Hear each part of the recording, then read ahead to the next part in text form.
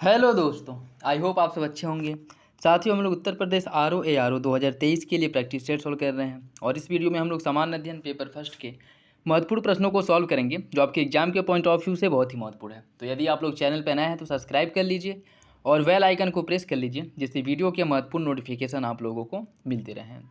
और अभी जो प्रैक्टिस सेट सॉल्व कराया जा रहा है वह जीएस वर्ल्ड द्वारा पब्लिश किए गए प्रैक्टिस सेट को सॉल्व कराया जा रहा है। वीडियो अगर अच्छा लगे तो लाइक करना बिल्कुल भी ना भूलें। अपने दोस्तों साथियों के साथ ज़रूर शेयर करें।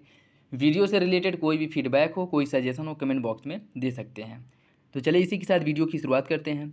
जम्मू कश्मीर तथा लद्दाख किस तिथि को केंद्र शासित प्रदेश के रूप में अस्तित्व में आए थे? 30 अक्टूबर 2018 को, 30 अक्टूबर 2019, 31 अक्टूबर 2019 या फिर 29 अक्टूबर 2018। इसका सही आंसर क्या होगा? इसका जो सही आंसर वो हो जाएगा ऑप्शन सी, 31 अक्टूबर 2019 को जम्मू कश्मीर और लद्दाख इसे जो है केंद्र शासित प्रदेश के रूप में सूचीबद्ध किया गया था, फिर से कह सकते हैं कि शामिल कर दिया गया था या फिर यह मान्यता दिया गया था। ठीक है, तो ऑप्शन सी जो है आपका सही हो जाएगा। नेक्स्ट देखिए, इसमें सूची फर्स्ट को सूची सेकेंड से सम्मिलित करना है। केंद्र शासित प्रदेश और उसके वर्तमान लेफ्टिनेंट गवर्नर, ये जो है अब छोड़ दीजिए क्योंकि अभी चेंज हो गए हैं बहुत लोग, तो यह क्वेश्चन अभी के लिए वैलिड नहीं है। नेक्स्ट देखिए, निम्नलिखित में से किस समिति की अध्यक्षता प्रधानमंत्री करते हैं? राजनीतिक मामलों की समिति, संसदीय मामलों की समिति, आर्थिक मामलों की समिति या फिर नियुक्ति समिति। इसका सही आंसर क्या होगा? केवल एक और दो, 1, 3 और 4 या फिर 1, 2, 3, 4। इसका जो सही आंसर है वो हो जाएगा ऑप्शन सी, 1, 3 और 4। राजनीतिक मामलों की समिति, आर्थिक मामलों की समिति और नियुक्ति समिति, इसकी अध्यक्षता जो है प्रधानमंत्री द्वारा की जाती है। तो सही आंसर हो जाएगा ऑप्शन सी। नेक्स्ट, निम्नलिखित में से क्या संविधान की मूल संरचना में शामिल नहीं है? संविधान का धर्मनिरपेक्ष चरित्र, व्यक्ति की स्वतंत्रता एवं गरिमा, संविधान का संघीय स्वरूप या फिर राज्यों की सीमाओं में परिवर्तन। इसका जो सही आंसर है वो क्या होगा? इसका जो सही आंसर है वो हो जाएगा आपका ऑप्शन डी, राज्यों की सीमाओं में परिवर्तन। राज्यों की सीमाओं में परिवर्तन संविधान की मूल संरचना में शामिल नहीं है। इसे साधारण बहुमत द्वारा पारित किया जाता है और अनुच्छेद 3 के अनुसार संसद द्वारा राज्यों की सीमाओं, नाम या फिर उसके कुछ क्षेत्रों का परिवर्तन जो है वह साधारण बहुमत के हिसाब से, संसद के साधारण बहुमत से किया जा सकता है। तो इसका सही आंसर हो जाएगा ऑप्शन डी, राज्यों की सीमाओं में परिवर्तन। भारतीय संघ की विशेषताओं के बारे में निम्न में से कौन सा कथन गलत है? यह राज्यों को राज्यसभा में समान प्रतिनिधित्व प्रदान करता है, यह एक स्वतंत्र न्यायपालिका की व्यवस्था करता है, इसका एक लिखित संविधान है या फिर यह केंद्र व राज्यों के मध्य शक्तियों का विभाजन करता है। भारतीय संघ की विशेषताओं में कौन शामिल नहीं है? इसका सही आंसर क्या होगा? इसका सही आंसर हो जाएगा ऑप्शन ए, यह राज्यों को राज्यसभा में समान प्रतिनिधित्व प्रदान करता है। यह गलत है, यह जो है भारतीय संघ की विशेषता में शामिल नहीं है। देखिए, अगर हम बात करें अनुच्छेद 80, जिसमें राज्यसभा के सदस्यों की संख्या के बारे में बताई गई है, जिसमें राज्यसभा में राज्यों से चुने गए सांसदों की संख्या उस राज्य की जनसंख्या पर आधारित होती है। ठीक है, और इसमें क्या कह रहा है कि राज्यों को राज्यसभा में समान प्रतिनिधित्व दिया गया है, जो कि गलत है। उन जनसंख्या के अकॉर्डिंग जो है, जिस राज्य की जनसंख्या जितनी अधिक है और जहाँ पे मतलब उसकी जनसंख्या के अकॉर्डिंग, जैसे उत्तर प्रदेश में जनसंख्या अधिक है तो यहाँ पे जो सीट हैं वो अधिक है, और इसकी तुलना में अगर हम उत्तर पूर्व के राज्य देखें जिनकी जनसंख्या कम है तो वहाँ पे इनका प्रतिनिधित्व कम है। तो इसका जो सही आंसर हो जाएगा आपका ऑप्शन है। वर्तमान में राज्य सूची में कितने विषय शामिल हैं? 66, 61, 71 या फिर 75। इसका सही आंसर क्या होगा? इसका जो सही आंसर है वो हो जाएगा ऑप्शन बी, 61 विषय। वर्तमान समय में राज्य सूची में 61 विषय शामिल है, तो सही आंसर हो जाएगा ऑप्शन बी। भारतीय संविधान में निम्नलिखित में से कौन सा अनुच्छेद भारत की आकस्मिकता निधि से संबंधित है? अनुच्छेद 267, अनुच्छेद 256, अनुच्छेद 269 या फिर अनुच्छेद 366। इसका सही आंसर है ऑप्शन ए, अनुच्छेद 267 में भारत की आकस्मिकता निधि का प्रावधान किया गया है। तो याद रखिएगा, इंपॉर्टेंट। और ये भी अगर बहुत डीप जाकर के पूछे तो याद रखिएगा, आकस्मिकता निधि अनुच्छेद 267 सब क्लॉज फर्स्ट के अंतर्गत इसका प्रावधान किया गया है। नेक्स्ट देखिए, भारतीय संविधान का 101वां संविधान संशोधन किससे संबंधित है? आर्थिक रूप से कमजोर वर्गों के लिए आरक्षण, वस्तु एवं सेवा कर, शिक्षा का अधिकार एवं अन्य पिछड़े वर्ग आयोग। इसका सही आंसर हो जाएगा ऑप्शन बी, वस्तु एवं सेवा कर, अर्थात इसका संबंध जो है जीएसटी से है। तो ऑप्शन बी जो है आपका सही हो जाएगा। निम्नलिखित कथनों पर विचार कीजिए। अनुच्छेद 330 लोकसभा में अनुसूचित जाति और अनुसूचित जनजातियों के लिए सीटों के आरक्षण का प्रावधान करता है। अनुच्छेद 132 केंद्र राज्य तथा अंतर्राज्यीय विवादों के लिए सर्वोच्च न्यायालय के क्षेत्राधिकार के बारे में बताता है या फिर उसका वर्णन करता है। इसका सही आंसर क्या होगा? केवल एक, केवल दो, एक और दो दोनों, या फिर इनमें से कोई नहीं। इसका सही आंसर हो जाएगा ऑप्शन ए, पहला सही है, दूसरा जो है वो गलत है। अनुच्छेद 132 केंद्र राज्य के अंतर्राज्यीय विवादों के लिए सर्वोच्च न्यायालय के क्षेत्राधिकार के बारे में बताता है, यह गलत है। इसकी अगर हम बात करें तो अनुच्छेद 132 संवैधानिक मामलों में सर्वोच्च न्यायालय के अपीलीय क्षेत्राधिकार के बारे में वर्णन करता है, ठीक है। और अगर जो हम बात करें अंतर्राज्यीय विवादों के लिए सर्वोच्च न्यायालय के क्षेत्राधिकार के बारे में, तो केंद्र राज्य तथा अंतर्राज्यीय विवादों के लिए सर्वोच्च न्यायालय के क्षेत्राधिकार का जो वर्णन किया गया है वह अनुच्छेद 131 में किया गया है, ठीक है। तो सही आंसर हो जाएगा ऑप्शन ए, पहला सही है, दूसरा गलत है। निम्नलिखित में से वह कौन सी परिस्थिति है जिसके आधार पर किसी विधायी अधिनियम की संवैधानिक वैधता को सर्वोच्च न्यायालय या उच्च न्यायालय में चुनौती दी जा सकती है? जब अधिनियम मौलिक अधिकारों का उल्लंघन करता हो, यह उस प्राधिकार की सक्षमता से बाहर का है जिसने इसे बनाया है, मतलब अपने क्षेत्राधिकार के बाहर जाकर किसी कानून का निर्माण करना, या फिर यह संवैधानिक प्रावधानों के प्रतिकूल है, उपरोक्त में से सभी। इसका सही आंसर क्या हो जाएगा? इसका जो सही आंसर हो जाएगा ऑप्शन डी। इन सभी कंडीशन में, इन सभी मामलों में जो है उच्च न्यायालय या फिर सर्वोच्च न्यायालय द्वारा जो न्यायालय में, या फिर इसे कह सकते हैं कि किसी व्यक्ति द्वारा, या फिर से इन्हें जो है स्वयं प्रतिज्ञान द्वारा सर्वोच्च न्यायालय या उच्च न्यायालय स्वयं प्रतिज्ञान द्वारा इन मामलों को चुनौती दे सकती है, ठीक है, इन तीनों कंडीशन में। तो सही आंसर हो जाएगा ऑप्शन डी। साइमन कमीशन की सिफारिशों को निम्नलिखित में से किसमें शामिल किया गया था? भारत सरकार अधिनियम 1935, माउंटबेटन योजना, भारतीय स्वतंत्रता अधिनियम 1947, या फिर अगस्त प्रस्ताव। इसका सही आंसर क्या होगा? इसका सही आंसर ऑप्शन ए, भारत सरकार अधिनियम 1935।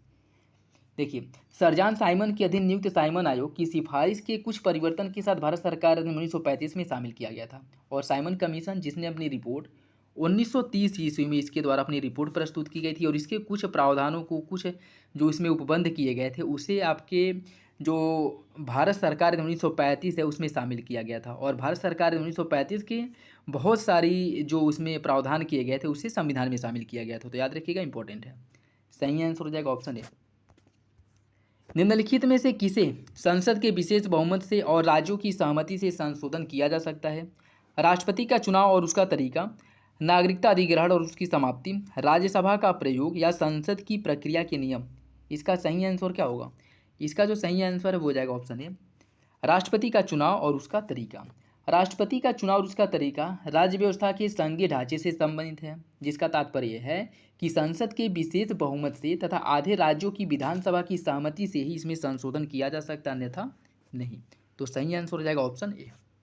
नेक्स्ट देखिए, 11वीं अनुसूची को किस संशोधन के द्वारा संविधान में जोड़ा गया था? इसका सही आंसर हो जाएगा ऑप्शन बी, 11वीं अनुसूची जो आपके पंचायती राज व्यवस्था से संबंधित है, इसे जो है 11वीं अनुसूची में जोड़ा गया था। कब जोड़ा गया था? 1992 ईस्वी में जोड़ा गया था। और इसके अंतर्गत कुल जो है 243 से लेकर के 243 ओ तक मौलिक अनुच्छेदों को जो है शामिल किया गया है, और ये सभी अनुच्छेद जो है पंचायती राज व्यवस्था से संबंधित है। तो याद रखिएगा, इंपॉर्टेंट है, ऑप्शन भी सही हो जाएगा। निम्नलिखित में से किस अनुच्छेद में लोक सेवा आयोग के सदस्यों को हटाने और उन्हें निलंबित करने का प्रावधान किया गया है? अनुच्छेद 318, अनुच्छेद 319, अनुच्छेद 317, या फिर अनुच्छेद 320। इसका सही आंसर क्या होगा? इसका जो सही आंसर है वो हो जाएगा ऑप्शन सी, अनुच्छेद 317 में इसका प्रावधान किया गया है। संविधान के अनुच्छेद 317 में लोक सेवा आयोग के सदस्यों को हटाने उन्हें निलंबित करने का प्रावधान किया गया है। अगर हम लोक सेवा आयोग की बात करें तो इसका जो प्रावधान किया गया उस संविधान के भाग 14 में, संविधान के भाग 14 में अनुच्छेद 315 से लेकर के अनुच्छेद 323 तक, इसमें जो है अनुच्छेद 323 तक जो है संघ लोक सेवा आयोग के बारे में प्रावधान किया गया। तो याद रखिएगा, भाग 14 अनुच्छेद 315 से 323, और इनके सदस्यों को हटाने निलंबित करने का जो प्रावधान है वो अनुच्छेद 317 में है। भारत के अटॉर्नी जनरल अपना इस्तीफा किसे सौंपते हैं? भारत के राष्ट्रपति को, भारत के मुख्य न्यायाधीश को, प्रधानमंत्री को, या लोकसभा के अध्यक्ष को? इसका सही आंसर क्या होगा? इसका जो सही आंसर है वो हो जाएगा ऑप्शन बी, राष्ट्रपति को। आपका सही आंसर हो जाएगा ऑप्शन बी, राष्ट्रपति को जो है अपना इस्तीफा सौंपते हैं। ताराकुंडे समिति का संबंध किससे है? राजनीति के अपराधीकरण की जांच से, चुनाव सुधार से, कृषि से, या फिर नगर पालिका के गठन से। इसका सही आंसर क्या होगा? इसका जो सही आंसर है वो हो जाएगा ऑप्शन बी। ताराकुंडे समिति का जो गठन किया गया था वह चुनाव सुधार से संबंधित सुझाव देने के लिए इसका गठन किया गया था, और इनका जो गठन है वो 1974 ईस्वी में 1974 ईस्वी में इनका गठन किया गया था। ठीक है, तो याद रखिएगा, इंपॉर्टेंट है। लोकपाल के बारे में निम्नलिखित कथनों पर विचार कीजिए। लोकपाल स्वतः संज्ञान लेकर किसी लोक सेवक के बारे में स्वतः कार्यवाही कर सकता है। संस्था ईमानदार लोक सेवकों के लिए पर्याप्त सुरक्षा प्रदान नहीं करता है। इसका सही आंसर क्या होगा? केवल एक, केवल दो, एक और दो, दोनों, या फिर इनमें से कोई नहीं। इसमें बताना है आपको कौन सा विकल्प सही है। इसका सही आंसर हो जाएगा ऑप्शन डी, दोनों विकल्प जो है गलत है। देखिए, लोकपाल संस्था की यह कमी है कि लोक सेवक के खिलाफ यह स्वतः प्रतिज्ञान से कार्यवाही नहीं कर सकता, तो पहला गलत हो जाएगा। और दूसरा, यह संस्था ईमानदार लोक सेवकों के लिए पर्याप्त सुरक्षा प्रदान करता है, तो दूसरा जो है ये भी गलत हो जाएगा। तो इसका सही आंसर है ऑप्शन डी। राष्ट्रीय हरित प्राधिकरण के अध्यक्ष किसे नियुक्त किया जाता है? सर्वोच्च न्यायालय के सेवानिवृत्त न्यायाधीश को, सर्वोच्च न्यायालय के कार्यरत न्यायाधीश को, भारत के राष्ट्रपति या भारत के उपराष्ट्रपति? इसका जो सही आंसर है वो हो जाएगा ऑप्शन ए। सर्वोच्च न्यायालय के सेवानिवृत्त न्यायाधीश को राष्ट्रीय हरित प्राधिकरण अर्थात एनजीटी का अध्यक्ष जो है वो नियुक्त किया जाता है। ठीक है, और अगर हम बात करें एनजीटी या राष्ट्रीय हरित प्राधिकरण की स्थापना, तो यह जो है 2010 में इसकी स्थापना की गई थी। 2010 में इसकी स्थापना किया गया था। व्हीसल ब्लोअर प्रोटेक्शन बिल निम्नलिखित में से किस वर्ष कानून बना था? 2011, 12, 13 या फिर 14? इसका सही आंसर क्या होगा? इसका सही आंसर हो जाएगा ऑप्शन डी, 2014 में। 2011 में व्हीसल ब्लोअर प्रोटेक्शन बिल प्रस्तावित किया गया था और अंततः यह 2014 में कानून बना था। निम्नलिखित कथनों पर विचार कीजिए। भारत सरकार ने 2004 में नए भाषा वर्ग शास्त्रीय भाषाएं को बनाने का फैसला किया और अब तक 6 भाषाओं को शास्त्रीय भाषा का दर्जा दिया जा चुका है। आपको बताना है इसका सही आंसर क्या होगा। इसका जो सही आंसर है वो हो जाएगा ऑप्शन सी, दोनों विकल्प जो है आपके सही हैं, तो याद रखिएगा, इंपॉर्टेंट है। और अगर शास्त्रीय भाषाओं की बात करें तो इसकी संख्या कितनी है? 6 है, और इसमें कौन कौन शामिल है? तमिल, संस्कृत, तेलुगु, कन्नड़, मलयालम और उड़िया, जिसमें से अगर हम बात करें तो सबसे पहले जो सांस्कृतिक भाषा का दर्जा दिया गया था जिस भाषा को, वो है आपका तमिल। तमिल को 2004 में सांस्कृतिक भाषा का दर्जा दिया गया था, शास्त्रीय भाषा का दर्जा दिया गया था। और संस्कृत को 2005 में शास्त्रीय भाषा का दर्जा, तेलुगु को 2008 में, तेलुगु और कन्नड़ को 2008 में दिया गया था, मलयालम को 2013 में शास्त्रीय भाषा का दर्जा दिया गया था, और उड़िया को 2014 में। तो नवीनतम जो लैंग्वेज है जिसे शास्त्रीय भाषा का दर्जा दिया गया है वो आपका उड़िया, जिसे 2014 में शास्त्रीय भाषा का दर्जा दिया गया था। नेक्स्ट देखिए, जम्मू कश्मीर केंद्र शासित प्रदेश के बारे में निम्नलिखित कथनों में से कौन सा कथन सही है? मार्च 2020 में परिसीमन आयोग का गठन किया गया था। 2022 में जारी परिसीमन रिपोर्ट में 7 और सीटें जोड़ी गई और वर्तमान में जम्मू कश्मीर केंद्र शासित प्रदेश के लिए विधानसभा सीटों की संख्या बढ़ करके 90 हो गई है। आपको बताना है कौन सा विकल्प सही है। एक और 3, एक और 2 या फिर तीनों? इसका सही आंसर क्या होगा? इसका जो सही आंसर है वो हो जाएगा ऑप्शन डी, तीनों विकल्प जो है आपके सही हैं। नेक्स्ट देखिए, दिल्ली को किस संविधान संशोधन के द्वारा राष्ट्रीय राजधानी क्षेत्र का दर्जा प्रदान किया गया था? 62वां संविधान संशोधन, 65वां, 67वां या फिर 69वां? इसका सही आंसर क्या होगा? इसका सही आंसर हो जाएगा ऑप्शन डी, 69वें संविधान संशोधन द्वारा, जो आपके 1991 ईस्वी में हुआ था। इसके द्वारा दिल्ली को राष्ट्रीय राजधानी क्षेत्र का दर्जा दिया गया था, तो सही आंसर हो जाएगा ऑप्शन डी। वर्तमान समय में केंद्रीय अन्वेषण ब्यूरो अर्थात सीबीआई किस मंत्रालय के अंतर्गत कार्य करता है? गृह मंत्रालय, कार्मिक मंत्रालय, मानव संसाधन मंत्रालय या फिर कानून मंत्रालय? इसका सही आंसर क्या होगा? इसका जो सही आंसर वो हो जाएगा ऑप्शन बी, यह जो है वर्तमान समय में कार्मिक मंत्रालय के अधीन कार्य करता है, तो सही आंसर है आपका बी। नेक्स्ट देखिए, निम्नलिखित में से कौन इंटरपोल के नेशनल सेंट्रल ब्यूरो के रूप में कार्य करता है? केंद्रीय सतर्कता आयोग, मुख्य सूचना आयुक्त, केंद्रीय अन्वेषण ब्यूरो या फिर इंटेलिजेंस ब्यूरो? इसका सही आंसर क्या होगा? इसका सही आंसर हो जाएगा ऑप्शन सी, केंद्रीय अन्वेषण ब्यूरो। राज्यपाल को हटाने के लिए राष्ट्रपति को निम्नलिखित में से किसकी सलाह की आवश्यकता होती है? प्रधानमंत्री, मंत्रिपरिषद, संबंधित राज्य के मुख्यमंत्री या फिर इनमें से कोई नहीं? इसका सही आंसर हो जाएगा ऑप्शन डी, इनमें से कोई नहीं।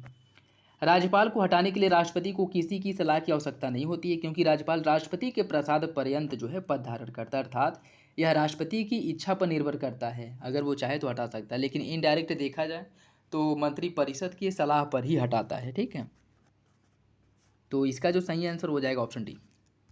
निम्नलिखित में से कौन अखिल भारतीय सेवाओं की स्थापना कर सकता है? लोकसभा, राज्यसभा, लोकसभा एवं आधे राज्यों की विधानसभा के बहुमत द्वारा या प्रधानमंत्री की सलाह से राष्ट्रपति। इसका सही आंसर हो जाएगा ऑप्शन बी, राज्यसभा। देखिए अनुच्छेद 312 में कहा गया है कि यदि राज्यसभा के सदस्य चाहें तो नई अखिल भारतीय सेवाओं की स्थापना कर सकते हैं। तो सही आंसर क्या हो जाएगा? Option B, Rajya Sabha. निम्नलिखित राज्यों का उनके गठन के वर्ष के आधार पर सही क्रम का चुनाव कीजिए। इसमें जो है आपको बताना है कि किस राज्य का गठन कि मतलब उसे कब भारतीय राज्य में शामिल किया गया था, डेट के हिसाब से या सन के हिसाब से आप जो है उसे सही क्रम में लगाना है। तो इसकी अगर हम बात करें तो सही आंसर क्या हो जाएगा? Option D. नागालैंड का जो गठन है वो कब किया गया था? 1963 ईस्वी में। 1963 में नागालैंड का गठन हुआ था। मणिपुर की बात करें तो 1972 ईस्वी में मणिपुर का गठन किया गया था। सिक्किम की अगर हम बात करें तो 1975 ईस्वी में। और उसके बाद है आपका कौन? मिजोरम। मिजोरम की अगर हम बात करें तो यह कब हुआ था? 1987 में। ठीक है, तो इम्पोर्टेंट है, याद रखिएगा। एनआरआई के संबंध में कौन सा कथन सही है? एनआरआई लोकसभा और विधानसभा चुनाव में वोट नहीं डाल सकते। एनआरआई केवल लोकसभा चुनाव में वोट डाल सकते हैं। एनआरआई केवल विधानसभा चुनाव में वोट डाल सकते हैं। या फिर एनआरआई लोकसभा और विधानसभा दोनों चुनाव में वोट डाल सकते हैं। आपको बताना है कौन सा विकल्प सही है। इसका जो सही आंसर है वो हो जाएगा आपका ऑप्शन डी। एनआरआई जो है वह लोकसभा और विधानसभाओं के दोनों चुनाव में वोट डालने का इन्हें अधिकार होता है। तो सही आंसर है ऑप्शन डी। नियंत्रणक एवं महालेखा परीक्षक को उसके पद से कैसे हटाया जा सकता है? उसी प्रक्रिया से जैसे सर्वोच्च न्यायालय के न्यायाधीश को हटाया जाता है। अटॉर्नी जनरल की सलाह पर राष्ट्रपति द्वारा लोकसभा में प्रस्ताव पारित करके या फिर वित्त मंत्री की सलाह पर राष्ट्रपति द्वारा। इसका सही आंसर हो जाएगा ऑप्शन ए। नियंत्रक एवं महालेखा परीक्षक जो होता है उसे उसी प्रक्रिया से हटाया जाता है जैसे सर्वोच्च न्यायालय के न्यायाधीश को हटाया जाता है। तो याद रखिएगा यह सीएजी के बारे में प्रावधान जो है इम्पोर्टेंट है। उत्तर प्रदेश में राज्यसभा सदस्य और विधान परिषद सदस्यों की संख्या कितनी है? इसमें 3100, 3500, 35, 103, 31, 103। इसका सही आंसर हो जाएगा ऑप्शन ए, 31 और 100। राज्यसभा में उत्तर प्रदेश में जो सदस्यों की संख्या है वो है 31 और विधान परिषद में 100 है। तो सही आंसर ऑप्शन ए हो जाएगा। उत्तर प्रदेश में विधानसभा निर्वाचित क्षेत्रों अनुसूचित जाति और जनजातियों के लिए आरक्षित सीटें क्रमशः कितनी है? 83 और 7, 89 और 5, 84 और 2 या फिर 85 और 2। इसका जो सही आंसर है वो क्या होगा?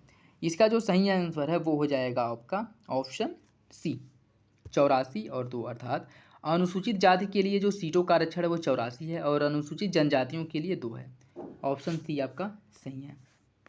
टोटल जो सीटों का आरक्षण किया गया है वो 54 है। ठीक है, और यह 7वें चरण के चुनाव में 7 मार्च जो 2022 को हुआ था इसमें 9 जिलों में आयोजित किया गया था इसे। तो सही आंसर क्या हो जाएगा आपका ऑप्शन सी, 84 और 2। ठीक है, जिसमें से देखिए टोटल 403 सीटें हैं जिसमें से 84 सीटें जो हैं आपके 84 सीटें अनुसूचित जातियों के लिए और 2 सीटें अनुसूचित जनजातियों के लिए आरक्षित हैं। ठीक है, नेक्स्ट देखिए, उत्तर प्रदेश विधानसभा चुनाव 2022 में 7वें चरण में कितने सीटों के लिए मतदान किया गया था? तो इसका जो सही आंसर हो जाएगा ऑप्शन डी, 54 सीटों के लिए। टोटल मतदान जो हुआ था 54 सीटों के लिए हुआ था। उत्तर प्रदेश का एकमात्र जिला जिसमें 2 चरणों में 2022 की विधानसभा चुनाव में मतदान कराए गए थे या चुनाव कराया गया था, रायबरेली, बरेली, सहारनपुर या फिर बलिया।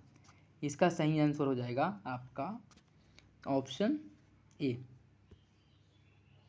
रायबरेली।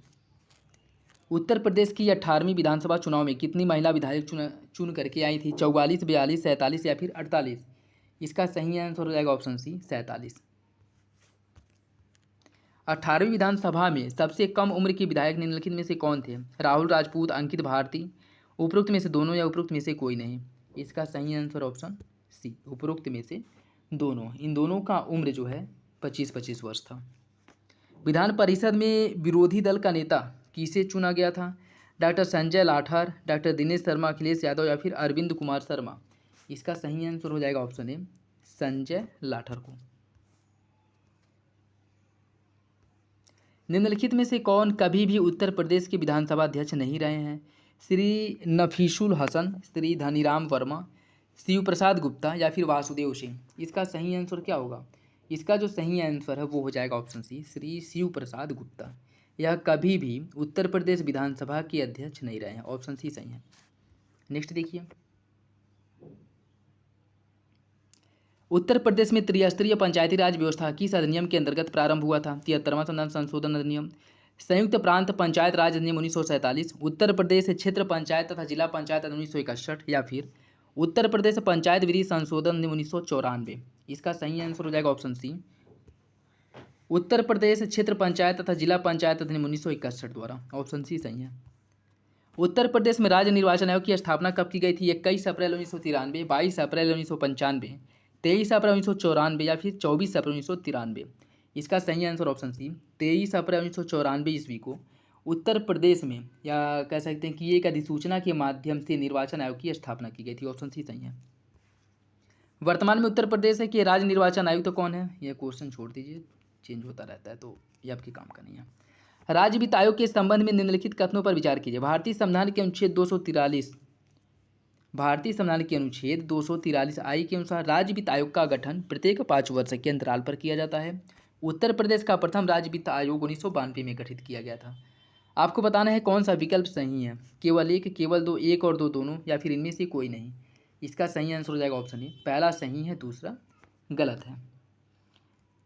देखिए, अगर हम बात करें उत्तर प्रदेश में प्रथम राज्य वित्त आयोग का जो गठन किया गया था वह 1994 में किया गया था। कब किया गया था? 1994 ईस्वी में किया गया था। और पाँचवा उत्तर प्रदेश राज्य वित्त आयोग का गठन जो है वह 2015 में हुआ था। तो 2015 में जो हुआ था वो पाँचवा था।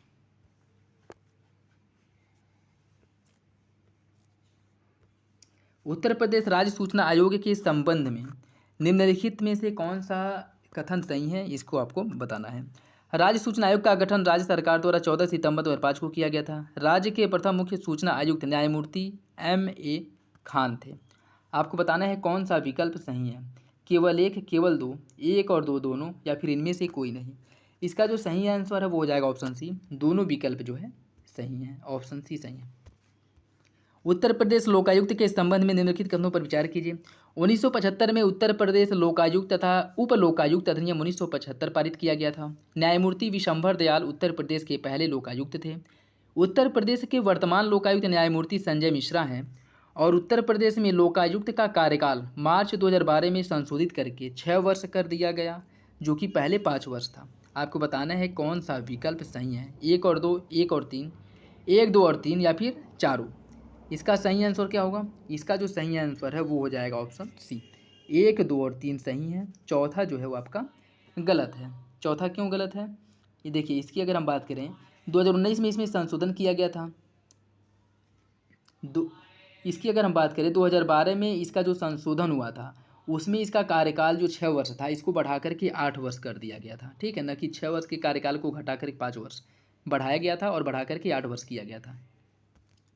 उत्तर प्रदेश राज्य मानवाधिकार आयोग के अध्यक्ष और सदस्यों का कार्यकाल कितना होता है? 5 वर्ष या 65 वर्ष, जो भी पहले हो, 3 वर्ष या 65 वर्ष, जो भी पहले हो, या फिर 5 वर्ष या 70 वर्ष, जो भी पहले हो, या 3 वर्ष या 70 वर्ष, जो भी पहले हो। इसका सही आंसर हो जाएगा ऑप्शन डी, 3 वर्ष या 70 वर्ष की आयु जो भी पहले हो, इनका कार्यकाल होता है। किसका? राज्य उत्तर प्रदेश मानवाधिकार आयोग के अध्यक्ष और सदस्यों का कार्यकाल। ऑप्शन डी सही है।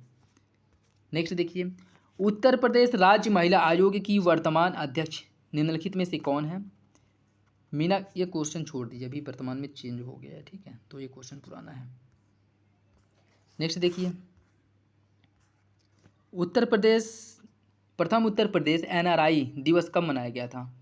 प्रथम उत्तर प्रदेश NRI दिवस कब मनाया गया था? 4 से 5 जनवरी 2016 के बीच, 3 से 4 जनवरी 2018 के बीच, 5 से 6 जनवरी 2020, या फिर उपरोक्त में से कोई नहीं। इसका सही आंसर क्या होगा?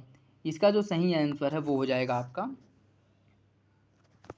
ऑप्शन ए, 4 से 5 जनवरी 2016 को उत्तर प्रदेश में प्रथम NRI दिवस मनाया गया था। तो ऑप्शन ए जो है सही है। उत्तर प्रदेश स्वतंत्रता संग्राम सेनानी कल्याण परिषद के अध्यक्ष निम्नलिखित में से कौन होते हैं? राज्यपाल, मुख्यमंत्री, राज्य का गृह मंत्री, या राज्य मानव संसाधन विकास मंत्री। इसका सही आंसर हो जाएगा ऑप्शन बी, मुख्यमंत्री जो है इसके अध्यक्ष होते हैं। नेक्स्ट देखिए, उत्तर प्रदेश का नाम संयुक्त प्रांत से बदल करके उत्तर प्रदेश कब किया गया था?